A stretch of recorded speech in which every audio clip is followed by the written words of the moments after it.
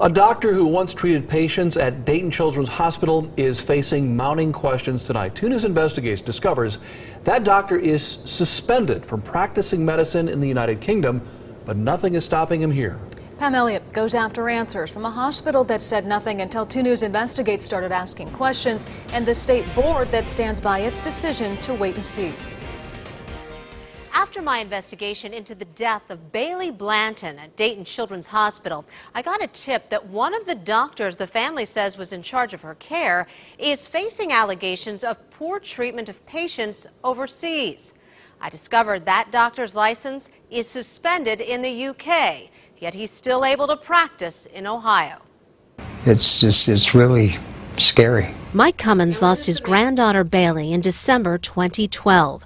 She'd spent most of her short life at Dayton Children's Hospital. We'll probably never know all that contributed to her death, but recently I discovered one of her doctors was suspended from practicing medicine in the United Kingdom. At the same time, he was caring for her at Dayton Children's. The doctor's name is Jayaprakash Gasalikul, known as Dr. J. This is him. And this is him. In January of 2012, Wright State University Boonshoff School of Medicine hired Dr. J as a professor, and Dayton Children's named him medical director, neurology division. The hospital and Wright State say they never would have hired Dr. J had he not been able to get a license to practice medicine in Ohio.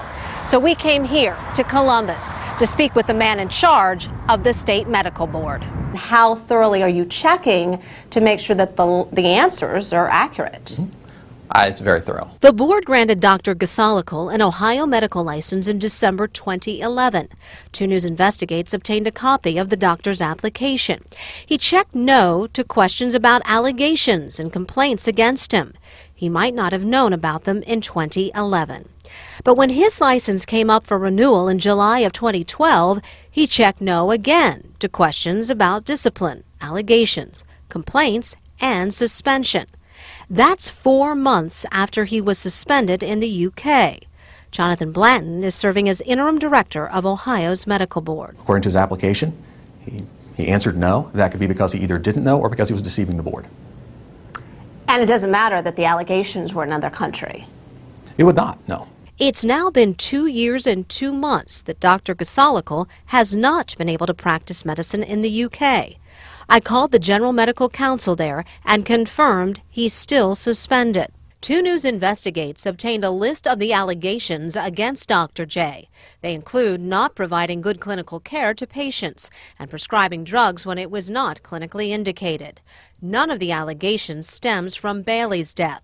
The complaints date back to August 2007 when he worked in England. Nothing is stopping Dr. J from treating young patients in Ohio. I can't speak about evidence we don't have, but it would certainly be something we would want to know about and we would look further into. In the interim, though, wouldn't it be safest just to suspend him for now? We don't have any basis to suspend him for now. He is entitled to due process, just like any other person that comes in front of the board. Director Blanton says if the allegations were coming from another state, there'd be a lot more information sharing. He says the State Medical Board of Ohio doesn't have subpoena authority in the UK, and the General Medical Council there did not alert the board to the suspension. Dayton Children's apparently hasn't said anything either. I'm the one who alerted the board. If there are issues at the hospital is required to notify us. We thus far have not received anything. The hospital wouldn't answer questions on camera, but did provide 2 News Investigates a timeline.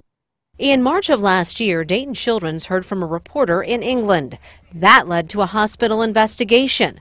Dr. Gasalikul lost his clinical privileges because by hospital bylaws, he was to have reported his suspension, and he did not. May 1st, Wright State terminated him. The med school provided the following statement. The Wright State physician's background check was a standard criminal background check, which included a 50-state search of the sex offender database. In addition, his references from Great Britain were checked, and they were all positive.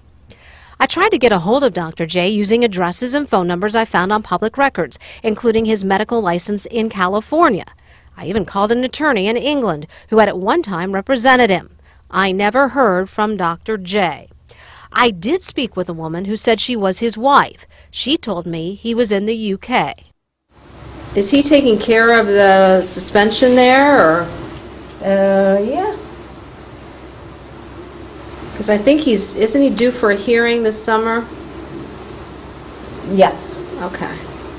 So he'll take care of that? Okay. Yeah, but anyway, he's retired. He's a pensioner from UK. About an hour later, I got a phone call from local attorney Dave Duell, who said Dr. J was in Dayton, and he wanted Duell to get a hold of me. Because he thought he was the one making the complaint. Now all of a sudden he's in jeopardy, and and he's telling me in April 2013 this is when he first discovered all the bad stuff that was going on about him. However, his first hearing before the Fitness to Practice panel in the UK was in April 2013, and this document indicates Dr. Gasalikal had an attorney present. Does it trouble you can't find this doctor?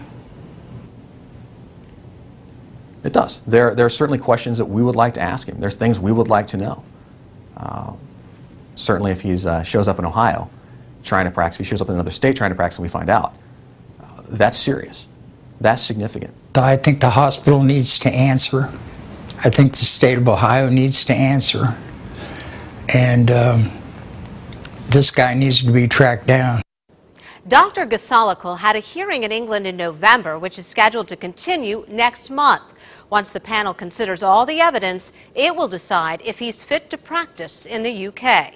Again, for now, his license there is suspended. Pam Elliott, 2 News investigates.